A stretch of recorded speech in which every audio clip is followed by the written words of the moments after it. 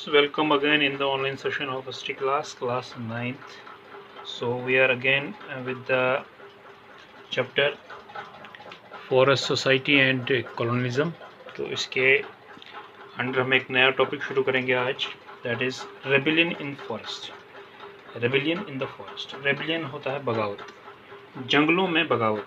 अब तक जो चीज़ें हम फॉरेस्ट सोसाइटी एंड कॉलोनिज्म में पढ़ चुके हैं वो डिफॉरेस्टेशन है, साइंटिफिक फॉरेस्ट्री है, कमर्शियल फॉरेस्ट्री है या हम उसमें जो कमर्शियल फॉरेस्ट्री के अंदर जो कल्टीवेशन पे फॉरेस्ट रूल्स हमने पढ़े, फॉरेस्ट क्या बोलते हैं सर्विसेज शुरू हुई, जो प्रतिबंध लगाए गए, प्रतिबंध मीन्स लॉज लगाए गए जिससे जो फॉरेस्ट कम्युनिटीज़ थी वो काफ़ी ज़्यादा इफ़ेक्ट हुई, वो हमने पढ़ा।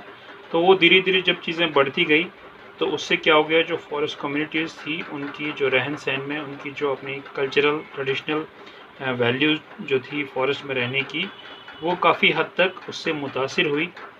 तो यही वजह बनी कि जो फॉरेस्ट कम्युनिटीज़ थी उनको बगावत करनी पड़ी, किसके खिलाफ? अंग्रेज़ी हुकूमत के ख़िलाफ़, क्योंकि उन्होंने ऐसे रूल्स लगा दिए थे जिससे उनका अपना रहन सहन है जो वो काफ़ी सालों से, काफ़ी सदियों से करते आ रहे थे, वो मुतासिर हो रहा था, इफ़ेक्ट हो रहा था। तो इसमें हम कई चीज़ें पढ़ेंगे रेबिलियन फॉरेस्ट में, इसके रीज़न्स पढ़ेंगे। पहले इसका थोड़ा सा हम पास्ट में जाएंगे कि ये रेबिलियंस कहाँ से हुई थी, कौन कौन लोग थे जिन्होंने इस रेबिलियन में हिस्सा लिया। तो rebellion in forest regions in many parts of India and across the world, forest communities जिनको हम ट्राइबल्स बोलेंगे, रेबल्ड अगेंस्ट द चेंजेस। तो जो चेंजेस सरकार लाना चाहती थी, अंग्रेज़ लाना चाहते थे फॉरेस्ट कम्युनिटीज़ में या फॉरेस्ट में, उनके ख़िलाफ़ ये बगावत थी। अब ये चेंजेस जो थी वो उनको सिर्फ अपने फ़ायदे के लिए थी, उनका कोई ऐसा मतलब नहीं था कि वो हिंदुस्तान को सिविलाइज्ड बनाए, जंगलों को, वो उनको सिर्फ अपना फ़ायदा था कि फॉरेस्ट में जो जंगली जानवर हैं या लकड़ी है उसको, जैसे हमने पढ़ा है साइंटिफिक फॉरेस्ट्री, नए पेड़ लगा के उसकी जो टिम्बर को रेलों में यूज़ करना। बेशक वो रेलें हिंदुस्तान में ही चलती थी, लेकिन उन रेलों से क्या करते थे, वो मैक्सिमम सामान जो था वो हिंदुस्तान से एक्सपोर्ट करते थे ब्रिटेन में।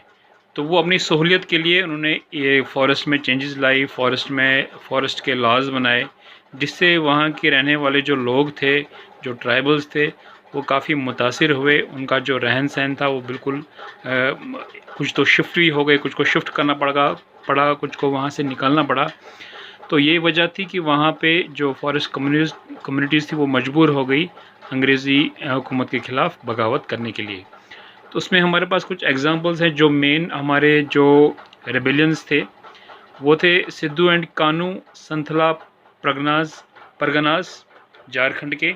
ये काफ़ी मशहूर हैं, अभी भी उनको वहाँ पे एज ए रेस्पेक्टफुल वे से माना जाता है, उनको वहाँ पे मान लीजिए पूजा जाता है, क्योंकि उन्होंने एक कदम उठाया था अंग्रेज़ी हुकूमत के ख़िलाफ़ जाकर, ताकि वो अपनी जो ट्रेडिशनल वैल्यूज़ हैं फॉरेस्ट में रहने की, उनको वो संभाल के रख सकें। तो सिद्धू एंड कानू ये दो भाई थे, सिद्धू एंड कानू संथला परगनास मेनली बोलते हैं क्लस्टर हेड्स को, विलेजेस के जो हेड्स होते हैं उनको क्लस्टर है, ये विलेज ये परगनास बोलते हैं। तो सिद्धू एंड कानू के थे झारखंड एरिया से, क्योंकि झारखंड भी एक जंगली एरिया था। फिर बिरसा मुंडा ऑफ छोटा नागपुर, ये छत्तीसगढ़ के प्लेटू में पड़ता है एक एरिया बिरसा मुंडा का। बिरसा मुंडा जो था वहाँ पे एक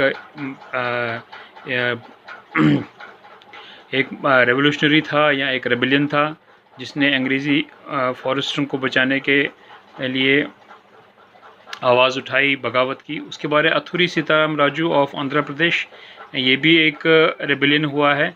तो ये सब एक हम पढ़ेंगे, इन सब का जो पर्सपेक्टिव है वो बेसिकली जो पर्सपेक्टिव है वो हमने पढ़ा है बस्तर रेबेलियन के। जो बस्तर किंगडम था, एक हमारा बहुत ही इम्पोर्टेंट टॉपिक आने वाला है, इसके अंडर ही, रेबेलियन के अंडर ही बस्तर मूवमेंट या बस्तर रेबेलियंस को कहते हैं, या वहाँ के लोगों के बस्तर जो किंगडम था वहाँ के लोगों ने किस तरह से वो रेबेलियन किया अंग्रेज़ी हुकूमत के ख़िलाफ़, वो सब इसी के अंडर, इसी से वो चीज़ें जुड़ जाएंगी कि बस्तर के जो रेबेलियन था वो किस तरह शुरू हुआ, क्या कारण थे, तो उसके क्या नतीजे निकले, वो हम पढ़ेंगे। तो ये सारा एक बेस हमने बनाया है किसके लिए, बस्तर रेबेलियन के लिए।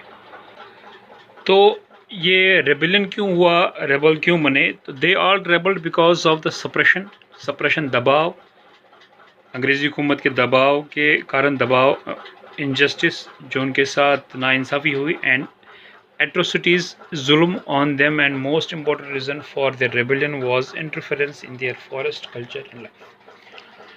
अब देखिए, जब आपकी रोज़मर्रा की ज़िंदगी में कोई दखलंदाजी करे तो आप उसको बर्दाश्त नहीं कर पाओगे। बर्दाश्त कर पाओगे तो आप गुलाम बन जाओगे, अगर बर्दाश्त नहीं कर पाओगे तो आप क्या करोगे, आप बगावत करोगे। जब आपकी रोज़मर्रा की ज़िंदगी से कोई छेड़छाड़ करे, आपके रहन सहन में कोई छेड़छाड़ करे, आप की जो आदतें हैं जो सदियों से चली आ रही हैं उनके साथ कोई छेड़छाड़ करे, तो आपके लिए बगावत के बिना और कोई रास्ता नहीं बच जाता है।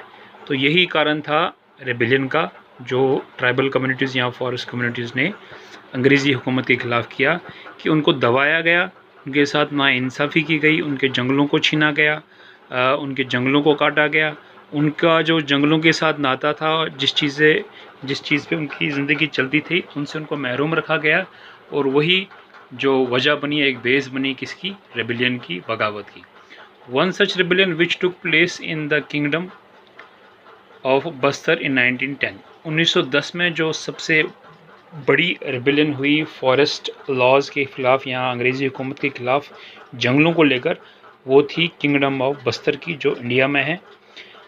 तो इसके बारे में हम पढ़ेंगे कि बस्तर में किस तरह से रेबेलियन की शुरुआत हुई, वहाँ के लोग किस तरह रहते थे, क्या वजह थी। वजह हमने पढ़ ली है। वजह बेसिकली यही है कि सप्रेस किया गया, इनजस्टिस हुआ और एट्रोसिटीज़ के ख़िलाफ़ उनके रहन सहन में दखलंदाजी हुई। तो यही वजह बनी उनके जो रेबेलियन की। तो इसको थोड़ा सा हम डिटेल में पढ़ेंगे नेक्स्ट क्लास में, कि बस्तर के लोग किस तरह रहते थे, क्या उनका रहन सहन था, किस तरह से अंग्रेज़ी हुकूमत ने उनके रहन सहन में इंटरफेयर किया, और किस तरह से ये बगावत शुरू हुई। ये हम अगली क्लास में पढ़ेंगे। Have a nice day. Thank you.